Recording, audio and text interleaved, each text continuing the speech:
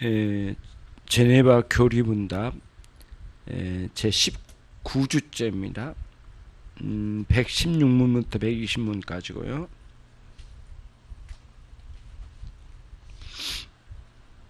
오늘의 교리문답이라고 하는 그 난에 보시면 시편 51편 5절 말씀이죠.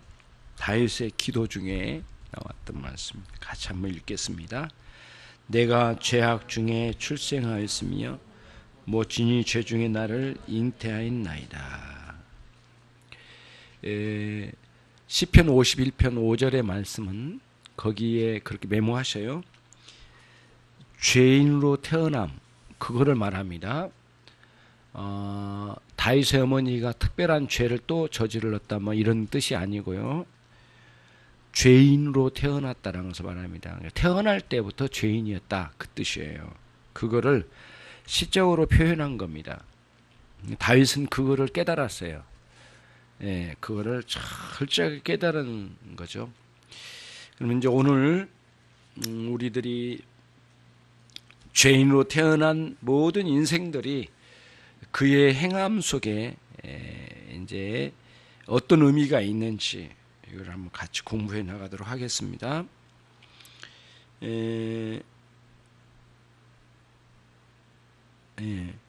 그러면은 116문 우리의 모든 행위들이 하나님 앞에서 우리에게 혜택을 입힐 수 있게 할 수 없을 정도로 심하게 정죄되었다라는 것입니까?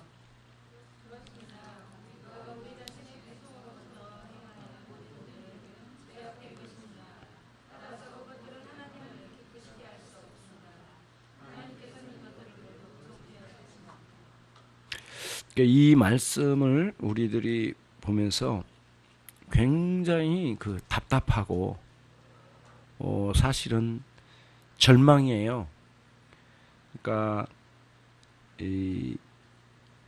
여기서 말하는 우리 자신의 본성으로부터라는 말씀 무슨 뜻이냐면은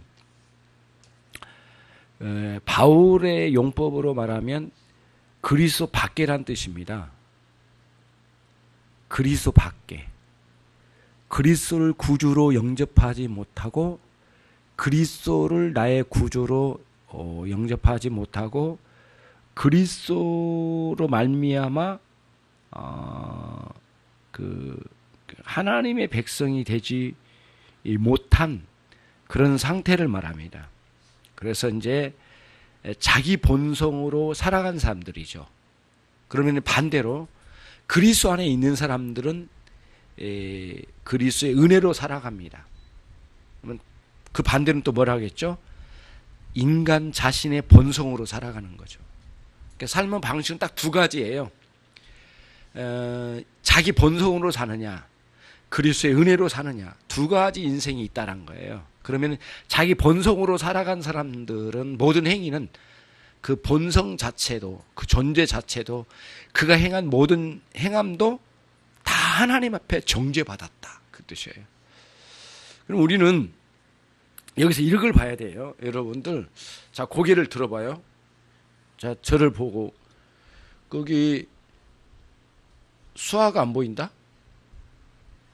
수아 좀 불러봐. 어디? 대원아 네가 어떻게 좀 찾아봐. 수아 형이 어디 갔다 좀 찾아보소. 뭐 내가 형을 지키는 자입니까? 뭐 이렇게 하면 안 되고 전화를 한번 불러봐. 굉장히 의미가 있거든요. 사실은 엄청난 갈림길입니다. 그리고 인간 존재가 이럴 수가 있을까? 어떻게 그렇게 많은 선행을 하고 열심히 이 삶을 사는데 그게 모두 하나님께 정죄받았다고 하니까 답답해요, 솔직히. 안 그래요, 여러분? 너무 많은 사람들이 그토록 열심히 살고 열심히 남을 돕고 자기 인생을 선하게 살려고 무지하게 노력하는 사람들이 있는데 모두 정죄 아래 있대요. 솔직히 이 말씀이 거부감 들지 않아요? 우리가 이제 그리스도 안에 들어온 이후에는 이게 말씀이 들어오지만 만약에 여러분을 잠시 동안 내가 그리스도 밖에 있는 상황이라고 좀 가정을 하고 이 본문을 읽으면 엄청나게 반발심이 일어납니다. 안 그래요? 이토록 노력하고 이토록 고생하여서 이 질긴 인생을 살아가는데 다 정죄받아서 하나님의 진노받을 밖에 없다라고 하는 이 말씀 앞에 여러분 이게 받아들일 만해요? 정말 힘든 거예요. 사실은 너무너무 힘든 거예요. 그러니까 바울 사도가 가서 복음을 전할 때마다 사람 죽겠는 거예요.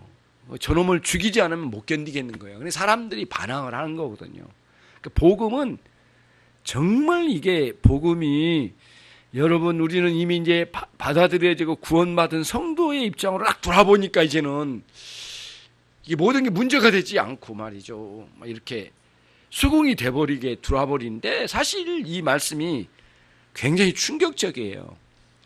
그토록 열심히 살아온 너의 인생은 아무것도 아니다. 다 쓸모없는 거다. 다 하나님의 심판대 아래 다 버려질 것들이다. 이렇게 했을 때 여러분 얼마나 큰 반감이 있는지 여러분 이 정말 쉽지 않은 일이거든요. 굉장히 반발심이 날 수밖에 없어요. 그러니까 복음은 어디 가서나 환영받지 못했어요. 지금도 그래요. 지금도. 예. 그러니까 지금도 그리스도 안에 와 있다고 하는 사람들 속에서도 이렇게까지 그리스도 밖에 있는 사람들이 다 정죄됐다고 하는 것에 대해서는 잘 이렇게 용납을 잘 안 하려고 그래요. 그러니까 겉으로는 껍데기는 기독교 신자라고 하지만 복음을 완전히 받아들여서 수긍을 못해요, 못해. 반감이 일어난 거거든요. 그거를 여기서 이제 이 본문이 오늘 가르침이 그거예요. 참 정말 이게 믿지 않는 사람들에게 속 뒤집어질 일입니다. 이거 안 그래요? 다 쓸데없는 짓을 하고 있다. 아무 소용없는 짓을 하고 있다. 이렇게 들려지니까 얼마나 힘든 일입니까? 자, 그러면 이제 우리는 여기서 뭘 보냐면 그리스도 밖에는 모든 존재와 존재들의 행함이 정죄받았구나. 정말 너무 비참한 이야기예요. 그러면 이제 반대로 이제 뒤집어서 거듭난 자의 순종은 무엇일까라고 하는 문제가 나와요. 우리는 관심이 거기에 있어요. 이제 우선은 이제 우리는 그리스도 안으로 들어오고 난 뒤에 그리스도 밖에는 모두 정죄됐다는 걸 알았어요. 그래서 우리 안쪽에는 구원의 방주, 노아의 구원의 방주에 들어온 것 같아. 밖에는 지금 모두 물에 잠겨버린 상태예요. 이런 그림으로 딱 그림으로 보면 이렇게 왔어요. 근데 문제는 이 안에 있는 거예요. 우리들이 이 안에 있는데 거듭난 신자들이 순종하는 삶에 대해서 이제 한번 봐야 될 일이 있어요. 겉으로 볼 때는 진짜 어떻게 보면은 저 밖에 있는 사람이나 기독교인들이나 행함이 거의 똑같잖아요. 때로는 겉으로 볼 때는 모두 훌륭해 보여요. 사실은 그 안 믿는 사람들이 행하는 그 선행이나 이런 것들을 볼 때 이게 이제 굉장히 이게 정리가 잘 안 된 거예요. 그래서 굉장히 어렵거든요. 예. 그리고 우리도 부끄러운 가운데 행하잖아요. 뭔가 순종을 하는데 시기, 질투, 투기심 같은 게 섞여서 순종을 하잖아요. 안 그래요, 여러분? 정금내 목사님 안 그래요? 뭔가 하는데 시기, 질투, 투기심이 우리 없습니까? 아주 예리하게 들어오거든요. 예. 그러거든요. 오후 예배 드리면 오후에 우리 성경 공부하면서 여기 안 온 사람들은 도대체 뭐 하는 사람들이야? 정죄가 막 시작되죠. 예. 예. 밥만 다 먹고 가? 왜 그래? 이런 식으로 정죄되는 거예요. 저렇게 늦게 들어와? 이것도 정죄되는 거예요. 배가 아파서 그때. 우리 내가 이제 형제 오기 전에 계속 형제 이야기 했던 거 아니야. 그런 거예요. 그러니까 계속 우리 순종에도 이렇게 들어오는 거예요. 여러분 솔직하게 이걸 봐야 되거든요. 주일에 우리 주일을 온전히 지켜가면서요. 주일 온전히 안 지킨 사람이 자꾸 눈에 들어와요. 저 사람 왜 저래? 막 이런 식이에요. 헌금하잖아요. 왜 저런 사람 헌금 생활 안 해? 11조 생활하잖아요. 저 인간은 왜 저래? 막 이런 식으로 막 나오는 거예요. 굉장히 무섭게 우리 안에 들어오는 게 있어요. 그러니까 우리의 순종에는 부끄러움이 섞여 들어와요. 예. 삼겹살 안에 기름처럼 들어오는 거예요, 이게. 들어오는 거예요. 그게 이제 우리들에게는 의문점이거든. 어떻게 되는 건가, 이거는. 완전히 그런 게 없이 한번 순종해 볼 수 있는가? 없다고 그래요. 없다고. 성경은 그게 없대. 그런 게 없대. 완전하게 순종 드리는 그런 게 없는 거예요. 그럼 어떻게 하냐? 그게 문제예요. 그래서 칼빈 선생님은 이렇게 표현했어요. 이거를 우리가 엄청나게 주님 안에 은혜 안에 들어와가지고 순종을 하고 열심히 사는데 그 삶에는 아주 부끄러운 죄성들이 끼어들어온다. 이 찢기 같은 게 들어온다는 거예요. 옷에 때 묻듯이 들어온다는 거예요. 그 들어오는 그 문제를 어떻게 할 것이냐, 이거 굉장히 문제가 되잖아요. 뭐냐면은 그리스도 안에 있는 형제 자매들의 순종에는 이제 칼빈의 표현이에요. 이거는 약간 뭐라 할까 비유적으로 쓰는 이야기입니다.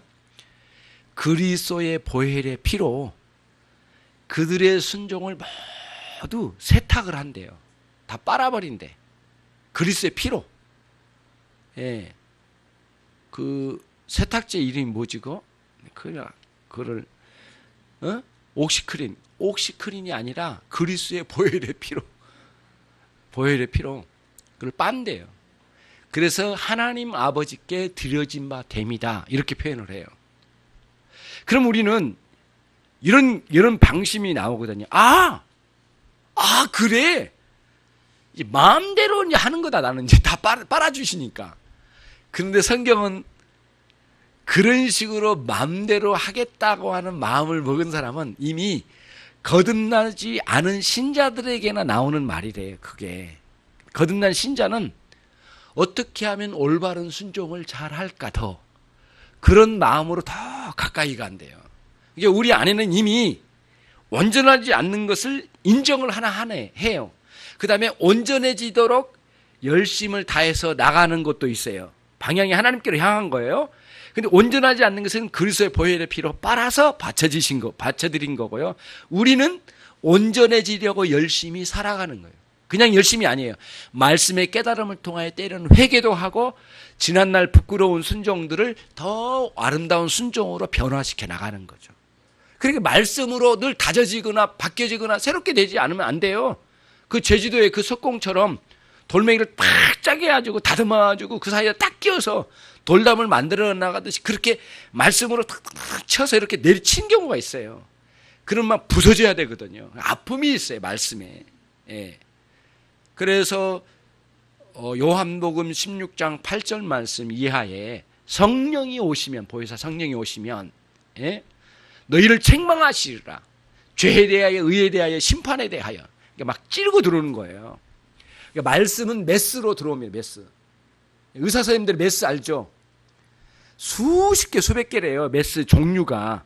이렇게 이제 그 어느 부위를 자르고 찢어버리느냐에 따라서 굉장히 예리한 메스가 있죠. 그래서 간호사, 거기 그 수간호사나 이런 사람들의 이야기 들어보면은 의사 선생님이 이제 이렇게 딱 보면서 하니까 그 다음에는 무슨 메스가 필요한지 다 안돼요. 이렇게 보면, 같이 보면서. 그러면 의사 선생님이 이제 이렇게 주치의가 이제 수술 들어가면 손 내밀면 안 돼요. 그래도 부른 다음, 정확하게 부른 다음이다. 뭐를 딱 부르면은, 딱딱 부르면 손에 탁탁탁탁 쥐어진대요. 그리고 던지고 찍고, 던지고 찍고, 한 사람은 막 이쪽에서 계속 씻어내고, 예. 알코올 같은 거 소독제로 막 씻어서 올리고 또 다시 이렇게 막 씻고 올리고 이렇게 한대요. 그러니까 굉장히 빠른 속도로. 그래서 제가 아는 분의 그 장인어른이 의사 선생님인데 12시간, 15시간 수술을 해나갑니다. 뇌 수술을 하는데 15시간이요. 얼마나 긴장을 하는지 의사 선생님이 장난이 아니래요. 그럼 그 사이에 밥도 먹잖아요. 밥을 못 먹는데요. 그러니까 라면 후루 마시고 막 물 마시고 입 한번 헹구고 막 그러고 뛰어들어간대요. 정신이 없답니다. 그리고는 커피 한 잔 먹고 이렇게 들어가는 거고, 담배 피는 사람 가서 담배 피고 손 씻고 와가지고 또 하고, 그래서 속도 한 15시간 동안 하는데 거의 막 기진맥진한 게 한번 수술하고 나면 완전히 사람이 나가 떨어진대요. 그렇게 수술해 나가네. 말씀이라고 하는 수백 가지의 말씀이 막 들어와가지고 우리를 파고들어야 되거든요. 그래서 고집스럽게 자기 주장대로, 자기 뜻대로 하려고 하는 이거를 찢어내야 되거든. 잘라내야 되거든. 도려내야 되거든요. 아직도 우리는 도려내야 될 게 굉장히 많은 거예요. 예. 그런 차원에서 말씀으로 늘 다듬어져 가야 되거든요. 그러니까 말씀은 엄청나게 능력의 있는 말씀이고 아주 예리하고 아주 끈질기게 찾아와서 우리에게 주는 거예요. 하나님이 제가 이제 이런 사람도 봤어요. 그토록 말씀을 주어서 깨닫게 해줬건만 끝까지 거절한 사람들은 하나님 어느 순간에 말씀을 거두신대요. 안 주어버린 거예요.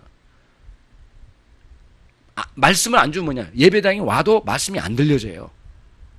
사람들은 그죠? 아이, 바보같이 못 들어? 아니에요. 속에서 못 듣게 하나님께서 거둬가 버리신 거예요. 거두신 거예요. 그래서 제가 이제 그 아는 분이 이제 저는 이제 실제로 그분이 사는 거를 봤거든요. 근데 굉장히 열심히 사역도 하신 분인데 나중에 처절하게 멸망해 죽는 걸 봤어요. 예. 예. 끝까지 바람 피우고 지 마음대로 사는 거예요. 나중에는 완전히 죽는데 제가 그랬잖아요. 십몇 층 위에서 나가 떨어져가지고 온몸이 박살났다고요. 제가 이렇게 객한 표현을 쓰는 이유가 있어요. 죄에 대해서 그만큼 미워한 마음이 우리 안에 있어야 됩니다. 이 죄가 가지고 가려고 하는 그 의도를 깨달고 철저하게 이 죄와 싸워가는 거죠. 그런 의도로 이제 우리들은 이제 배우는 거예요. 그러니까 말씀에 대해서 계속 다듬어져 가는 거예요. 또 돌아옵니다. 신자들, 그러니까 그리스도 밖에서 행하는 모든 일들이 다 정죄받았다. 그러면 그리스도 안에서 순종한 거 뭐냐?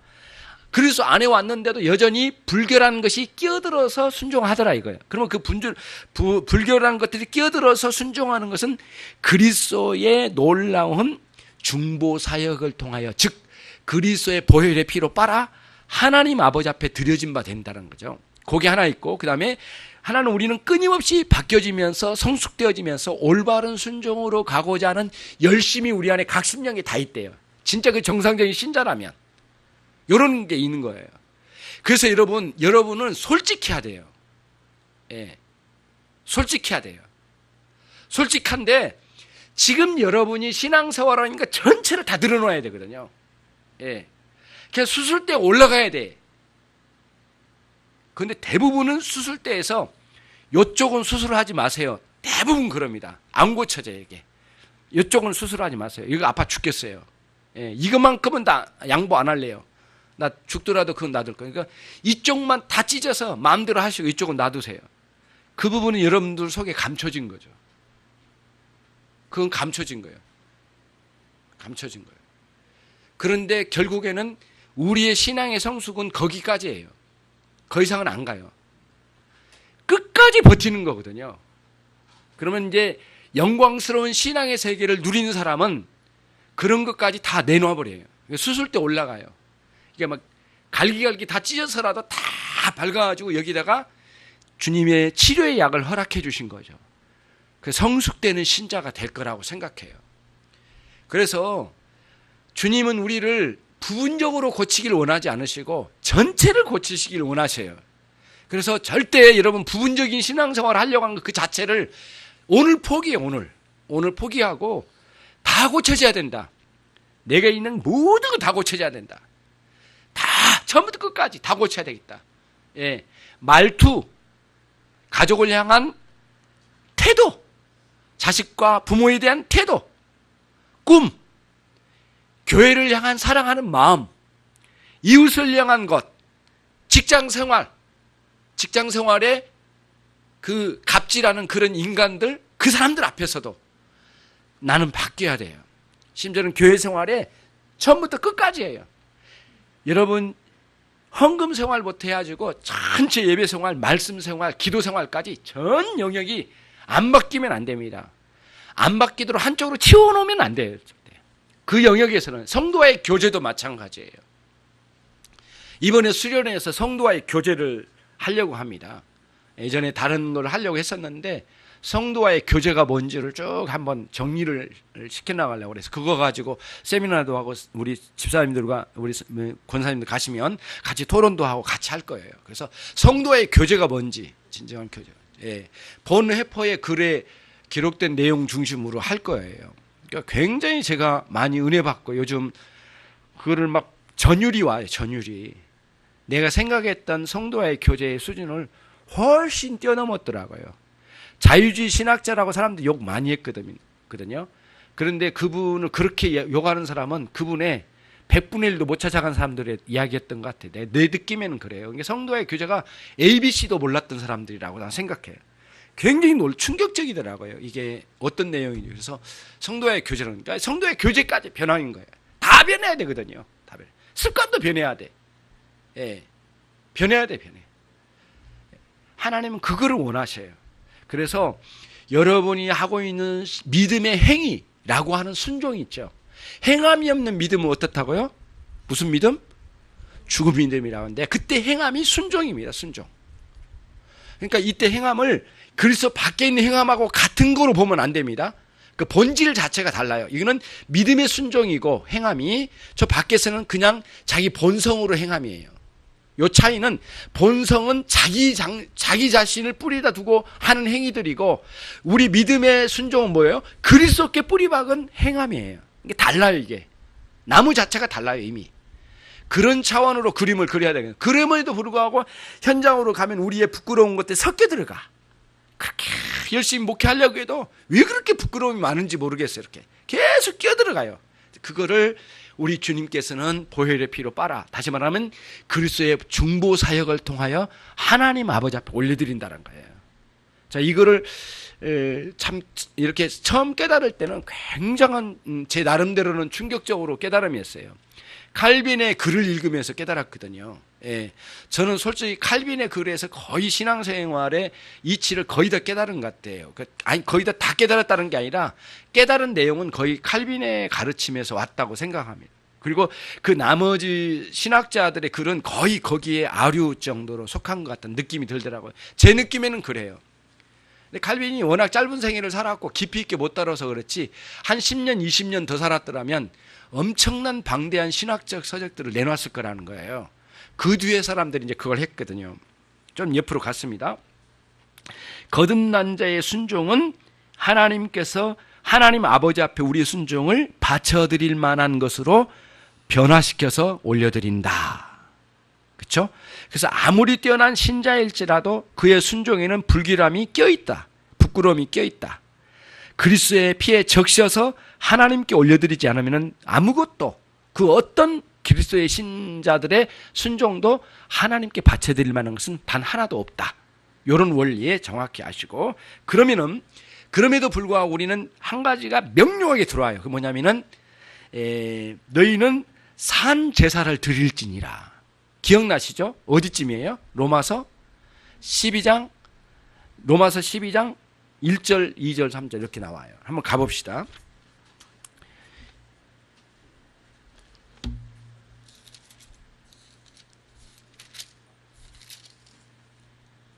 오후에 성경 공부가 오전 설교보다 길어질 수도 있어요.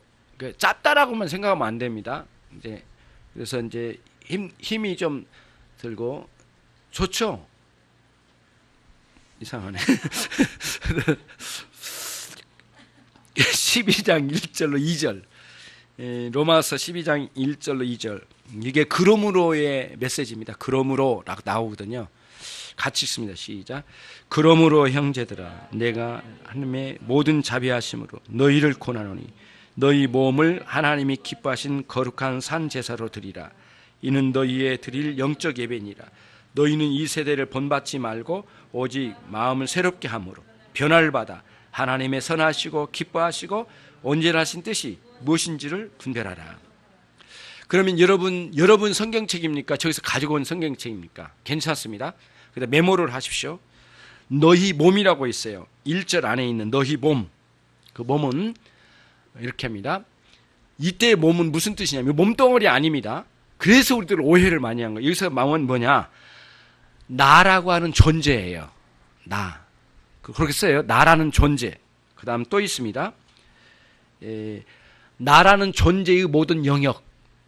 내가 살고 있잖아요. 전체 살고 있는 게 있잖아요. 생각, 행동, 모든 거 다. 내 존재의 전 영역. 그 다음 나와 관계된 모든 것. 예. 뭐라고요? 나와 관계된 모든 영역, 모든 관계.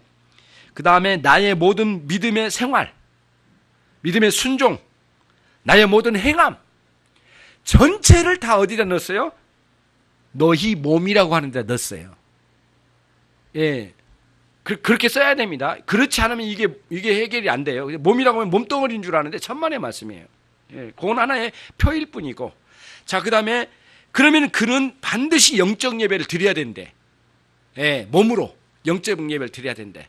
그러니까 내 존재와 내 생각과 사상과 가치관과 세계관과 그리고 내가 행동한 것과 누구와의 관계 속에 모든 관계예요. 모든 관계. 예, 삼라만상의 모든 관계와의 관계된 모든 것을 다 내 몸이라고 했으니까 그리 산 영적 예배를 드려야 되는데 산 제사로. 산 제사라는 게 뭐예요? 재물은 다 죽이잖아요. 그런데 우리는 죽이지 않고 살리는 제사예요. 저와 여러분이 살아서 움직이는 활동이라고 하는 예배, 영적 예배. 근데 영적 예배의 성격이 뭐냐? 2절에 다 나와 있어요. 그 영적 예배의 성격. 첫 번째가 뭐예요? 이 세대를 본받지 말고. 여기서 본받는단 말이 영어로는 캐스팅입니다. 이렇게 찍어내는 거예요. 캐스팅 알아요, 여러분? 나는 캐스팅 공장에서 일도 해봤거든요. 예.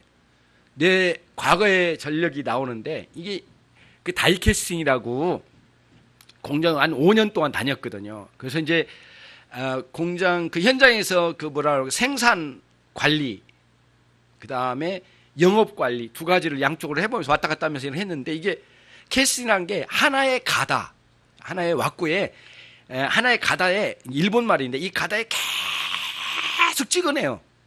찍어내는데 나오는 걸 보면 똑같아요. 한 가다에 찍은 게 아닌지를 거의 비슷하게 안 찍었더라도 어떤 가다에 찍었는지를 다 알 수 있어요. 그 가다를 보면 알아요. 이 제품하고 이거 딱 보면 알아요. 여기서 나온 건지 알아요. 똑같이 수백 개, 수만 개를 찍어대거든요. 나온 거 똑같아. 찍어내. 세상이라고 하는 것에 세속의 영향으로 다 캐스팅돼서 나온 것을 여기서 본받는단 말이에요.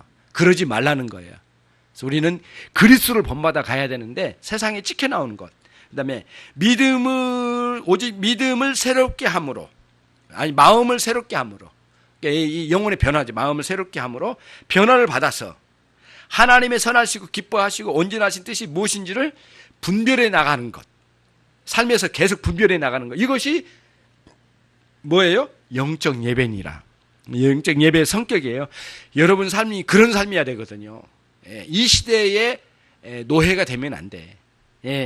이 시대 흐름에 그런 거거든요.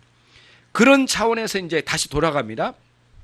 신자의 삶에 있는 행함과 저기 그리스도 밖에 있는 행함 사이에 비교를 하면서 신자들의 행함에 대해서 지금 이야기를 하고 있는 거예요. 근데 우리 안에는 신자 안에는 불결함은 모두 그리스도의 보혈에 피해 빨아 하나님께 드려지지만 또 하나는 뭐냐면은 반드시 그가 그리스도인이라면 누구냐는 산 예배, 산 제사로 영적 예배를 드리는 열망이 살아있는 사람이에요. 그 사람은.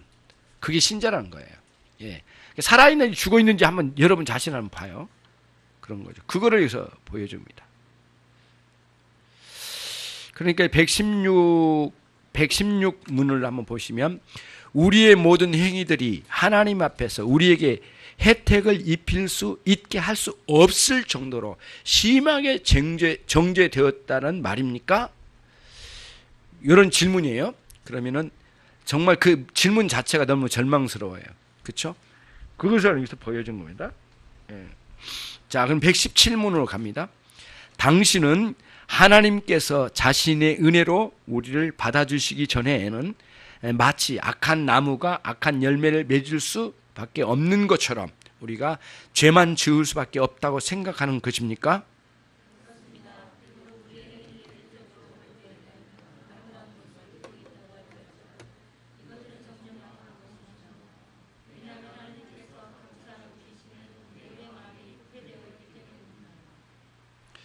그러니까 우리의 그 기독교 그리스도 밖에서 정말 거듭나지 않는 신자들, 그 다음에 이런 정신이 없는 사람들에게는 완전히 부패한 것이 뭐 지독하게 깔려 있는 거거든요.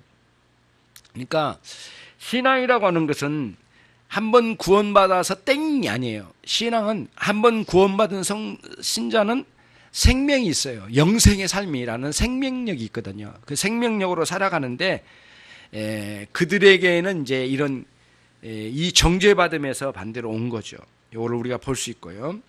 자, 그래서 믿음의 행위에는 살아있는 신앙이 있는 거고, 믿음의 행위에는 믿음이 선행하고 행위가 뒤따라가는 것이고요. 그 다음에 믿음이 그 행위를 지배하고 행위는 그 믿음에 순종하는 거예요. 그러니까 믿음이 뭐냐, 어떤 믿음이냐가 굉장히 중요하겠죠. 예. 왜 이렇게 덥지? 굉장히 덥네요.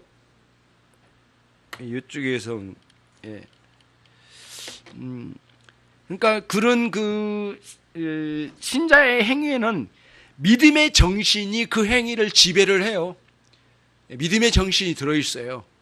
그래서 믿음의 정신이 이게 진짜 올바른 행위인가, 올바른 방식인가, 올바른 원리인가, 이게 맞는가라고 하는 굉장한 질문이 계속 들어가는 거예요. 예. 예, 멍하니 하는 게 아니에요. 자꾸 돌아보는 겁니다. 그래서 여러분 실제로 여러분들이 이런 식으로 살아야 돼요. 내가 왜 예배하는가? 나는 왜 사는가? 나는 어디로 가는가? 자꾸 이게 질문이 던져져야 되거든요. 근데 여러분 멍하니 살다가는 한 주가 휑하니 지나가요. 오늘 또 예배드리지만 내가 뭐하러 하는가? 왜 사는가? 그럼 거기서 파고 들어가야 되거든요. 하나님 나를 왜 여기 보내주셨는가? 나는 왜 목회자로 사는가? 그런 질문이에요. 어제 우리 친구를 만나고 그 질문을 내가 내 스스로에게 던졌어요. 나는 왜 사는가? 나는 왜 목회자로 사는가? 예. 그 친구는 천주교 신자예요. 예. 근데 그 친구 이제 중학교 선생하고 있는데 그 친구가 이제 오래전에 고등학교 때 제일 친했던 친구예요. 예. 둘이 너무너무 공부 이제 늦공부 터져가지고 엄청나게 공부를 하는데 이게 기초가 없으니까 딸리니까 둘이 맨날 붙잡고 울었어요. 막 우리는 이제 다 이제 포기된 인간인가 막 그러고 둘이 울었어요. 너무너무 안 되니까. 그러니까 수학 선생님이 그렇게 두드럽게 팼거든요. 엄청나게 두드러 맞았거든요. 근데 그 수학 선생님이 우리 둘이를 너무너무 예뻐한 거예요. 기초는 아직 없는데 열심히 하려고 하니까. 그래가지고는 모든 문제를 한 번씩 시키는 거예요. 수학 시간만 되면 막 그 어려운 막 그걸 계속 질문하는데 우리 둘이 이제 그걸 풀려고 막 노력하고 그랬던 친구인데 질문이 던져진 게 나는 왜 사는가? 뭐하러 사는가? 이런 거. 그 다음에 이제 나는 목회자로 왜 사는가? 이런 질문이죠. 던져보는 거예요. 그래서 강하게 찔림이 돼야 됩니다. 여러분 그냥 뭐 어떤 시간이 되니까 가고 안 되니까 나는 멈춰 있고 끌려가는 신앙생활 그렇게 하지 말고요. 던져보는 거예요. 그래서 이제 이런 그 믿음 생활의 정신이 이제 있는가를 보는 거예요. 그리고 이 행위, 믿음 생활의 행위들이 그 은혜가 통치하고 있는가, 아니면 누구에게 보여주려고 하는 건 아닌가, 하나님의 은혜에 겨워 사는가, 억지로 이렇게 이게 코에 끼어가지고 이렇게 끌려가고 있는 짐승같이 끌려가는 신앙생활은 아닌가, 이런 생각을 해본 거예요. 예. 짐승처럼 끌려가는 신앙사람이 화가 나거든요. 내가 왜 이런 걸 해? 던져봐야 되거든요. 그래서 자꾸 자기를 이렇게 새롭게 도전시켜 나가는 게 굉장히 중요해요. 그래서 그러려면은 적절한 책을 읽어볼 필요가 있어요. 우리는 한계가 있으니까. 신앙서적을 저 뒤에다가 십몇 년 동안 묶어놓고 한 번도 안 읽은 분도 있죠. 해도 너무해. 저기다 사다 놓고 한 번도 안 읽어. 그러면 안 되잖아요. 갖다 뽑아다 읽으면서 도전을 받아라고 이제 갖다 놓은 거거든요. 그러니까 여러분 천국 가면 나중에 주님이 그러실 거예요. 너 본당 뒤에다 꽂아놓은 그 책 몇 권이나 읽었느냐 이렇게 질문하실 거예요. 주님 꼭 그렇게 물어보시라고 말씀드리고 싶어요. 자, 118문. 그러면 당신은 우리가 우리의 공로와 노력을 통해서 하나님의 호감을 사서 우리에게 은혜를 베푸시도록 할 수가 없고 오히려 그와 정반대로 하나님의 진노를 부추기는 일밖에 할 수 없다고 생각하는 것입니까?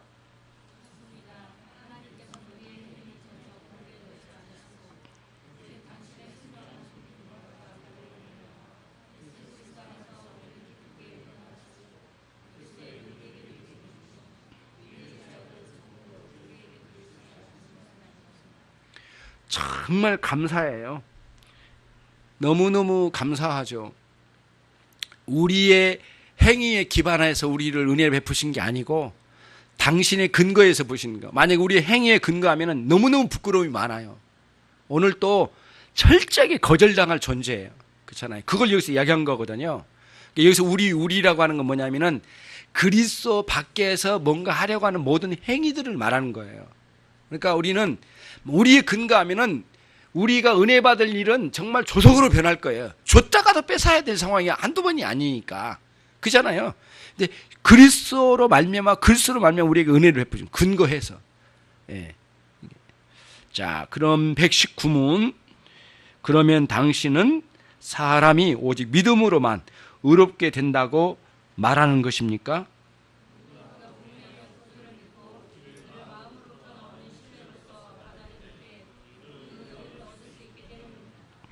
그러니까 여러분들 경험되어야 돼요. 그리스도로 말미암아 내가 순종할 때 얻는 은혜가 뭔지를, 그 은혜를 맛보지 않으면 안 됩니다. 예, 맛봐야 됩니다. 그렇죠? 반드시 맛을 봐야 돼. 맛을 누려야 되거든요. 신앙생활은 그런 맛을 누려야 돼. 그 맛이 무엇인지를 알아야 되고 또 그걸 실제로 경험하고 누릴 수 있는 그런 여러분들이 돼야 되겠어요. 신약성경 저기 디도서로 가겠습니다. 디모데, 그러니까 데살로니가 전후서, 디모데 전후서, 디도서.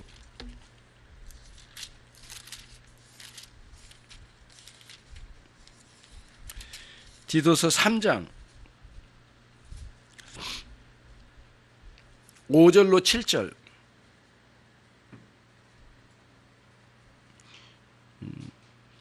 같이 읽습니다. 우리를 구원하시되 우리의 행한 바 의로운 행위로 말미암지 아니하고 오직 그의 궁휼하심을 쫓아 중생의 씻음과 성령의 새롭게 하심으로 하셨나니 성령은 우리 구주 예수 그리스도로 말미암아 우리에게 풍성히 부어주사 우리로 저희의 은혜를 힘입어 의롭다 하심을 얻어 영생의 소망을 따라 후사가 되게 하려 하심이라. 우리의 행위를 따라 주신 게 아니래. 예. 우리의 행위를 따라 했더라면 10,000번이라도 우리는 거절당할 수밖에 없는 존재예요. 자, 마지막으로 120문. 당신은 하나님께서 복음을 통해서 그분의 의의를 우리에게 제시한 것처럼 그분의 의의를 받는 수단까지도 우리에게 제시하고 있다고 말하는 것입니까?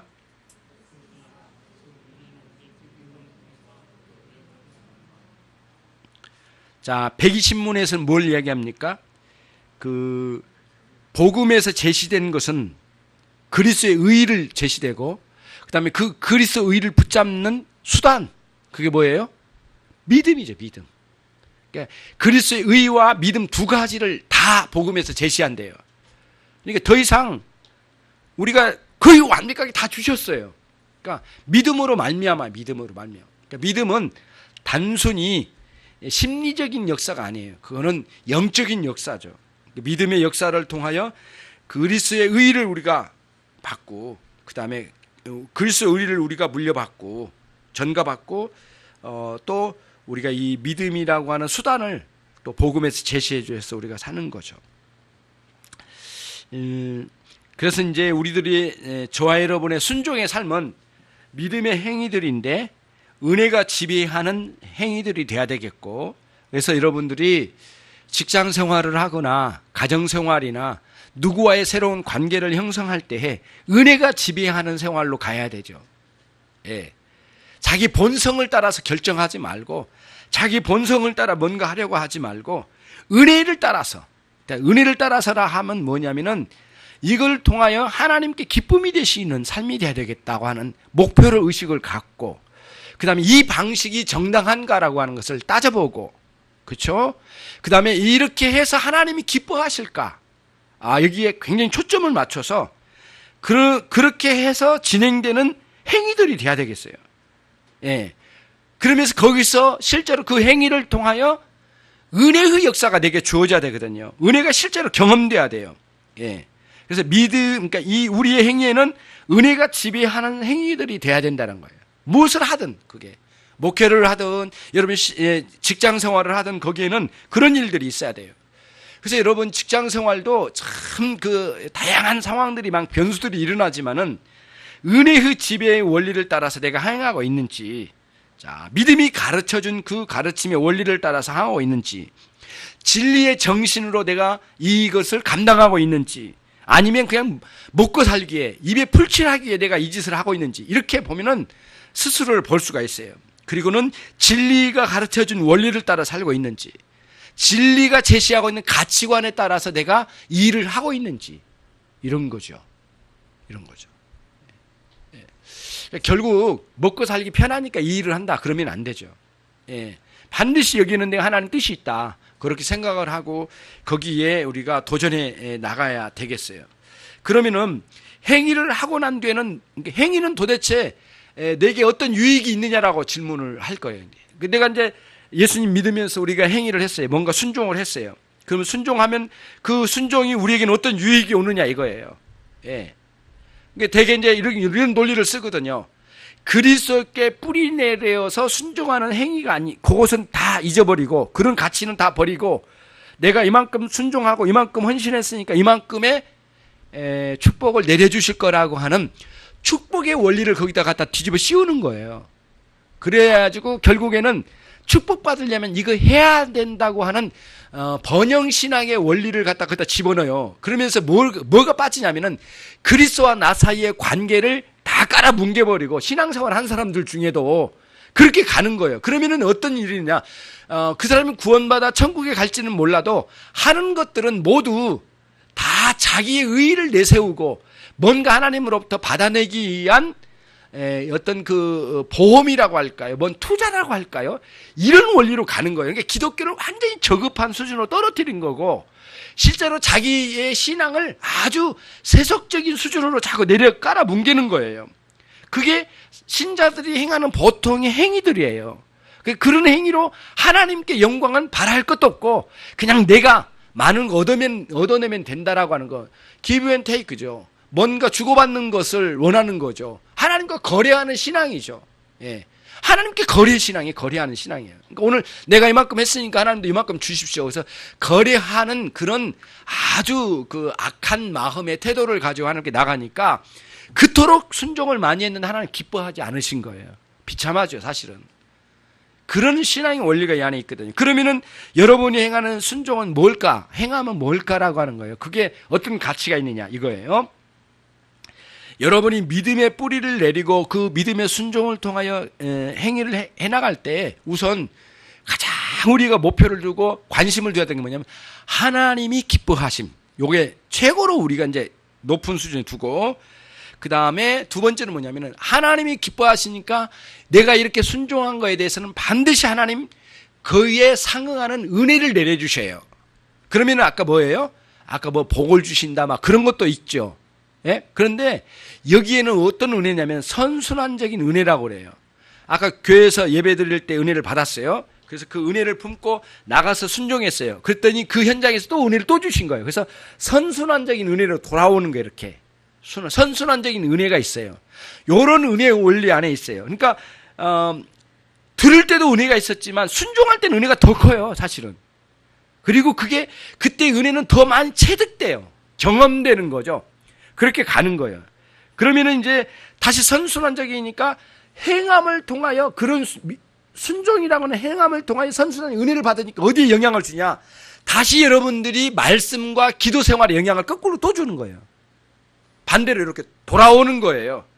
그런데 많은 사람들이 정신을 차려요. 눈을 떠라. 일어나거라. 저를 보세요. 이렇게 가는 거 오는 건데 뭐냐면은 대부분의 사람들이 이런 상황이 놓여 있는 거예요. 말씀의 은혜를 받고 순종의 자리에서 다 까먹어요. 선순환적인 순종은 어디로 다 팽개치고 다 쓰레기통에다 버리고 재활용 다 해버리고 말씀 재활용 다 해가지고 다 버려버리고 완전히 알거지가 이 표현도 안 좋은데 알거지가 돼가지고 돌아온 거예요. 말씀의 알거지. 이게 말씀에 이렇게 성숙이 없는 거예요. 계속 우리의 영적 생활이 한 주간 단위로 끊겨. 무슨 놈의 신앙생활을 이렇게 해야 되냐 이게. 여기에 대해서 좀 분노하는 마음이 있어야 되잖아요. 안 그래요? 여러분 대답을 해보셔요. 보고 계신 것이 대답입니까? 진짜 대답을 한번 해보셔요. 선순환적인 신앙을 왜 이렇게 버렸을까? 자꾸 버린다는 거예요, 이렇게. 그러니까 본회포에 이제 그런 내용이 나와요. 성도들을 섬기는 것이 얼마나 큰 영광스러운 일이고 우리 은혜의 엄청난 그 하나의 매듭인데 그 부분을 왜 우리는 그렇게 풀어내지 못하느냐 이거예요. 대부분의 성도 안 섬긴대요. 예. 흩어져서도 섬기고 모여서도 섬긴대. 그 원리를 참 설명해 수련회에서 이야기를 드릴게요. 굉장히 놀랍더라고요. 여러분들이 앞으로의 우리의 신앙생활이 일주일 단위로 끊기고, 일주일도 아니에요. 주일하고 월요일, 화요일, 그것도 안 가. 주일 오후에 다 끊겨버리고, 순종은 다 끊기고, 완전히 절망적으로 돼가지고, 그냥 피투성이가 돼가지고, 다시 주일로 돌아와서 또 해가지고 훈련을 또 가면은 그냥 그날 날아가 버리고, 반드시 순종해 나가는 거예요.